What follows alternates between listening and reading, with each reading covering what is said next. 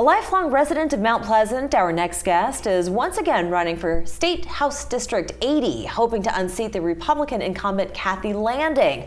Well, let's welcome back Donna Brown-Newton, Democratic nominee for State House District 80 that represents Charleston County. It's good to have you here with us.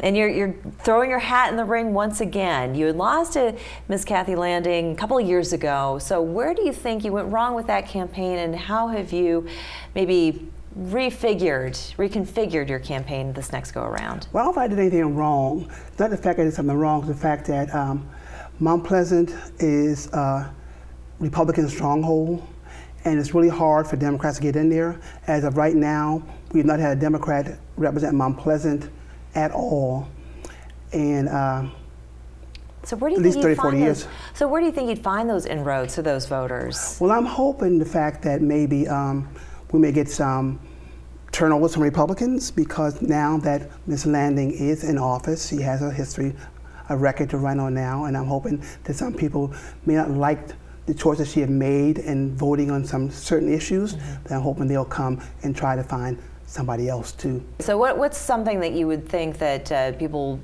voters are not happy with in the last term? Well, the main thing right now is that it's nationwide. It's women's rights.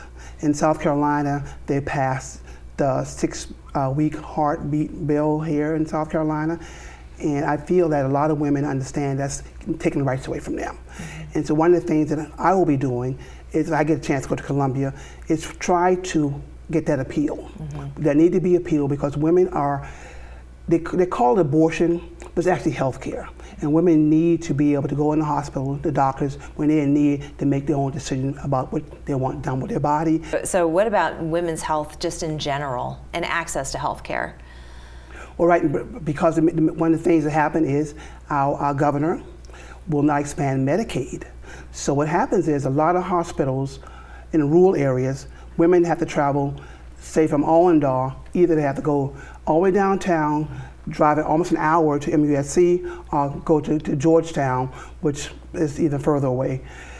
It's just that access to quality women health care is not available in the Charleston County area as much as it should be. We would need to make sure that the governor passes expansion of health care, which in turn will give more doctors an opportunity to want to service people and women in healthcare, and just make it more accessible. Doctors won't be afraid to come to South Carolina to take care of women. Okay, and you know, the economy is extremely important to people all over this country. We've seen inflation rise incredibly. We have not seen wages keep up, and if they have, really no one's able to keep any money in their pocket. It's all being spent on the rising cost of goods and services. So how would you go about improving both wages and opportunity for the people of Mount Pleasant and the rest of Charleston County?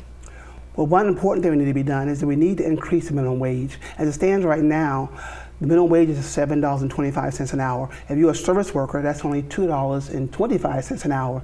So we need to first start by increasing minimum wage. But the wages being so low, it's impossible for somebody to be able to afford a vehicle, to come to the jobs over in Mount Pleasant.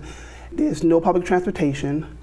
There is, you can't afford to live in Mount Pleasant. Well, and if I can also interject, I mean, one of the Republican platforms, though, and I realize you're running as a Democrat, but one of the Republican platforms talks about the fact that an average family is spending now $28,000 more. That is the cost of a car.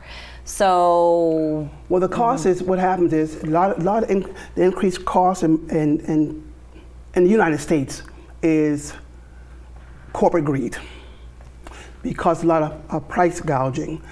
When you see a dozen of egg for $2.50, it's ridiculous. Why is that, when also the corporations are still making massive profits? So they have to rethink how they're working things. You can't expect people to pay for these high costs when you're not making any money. You're making all the money. You can increase the wages, because you're not losing any money.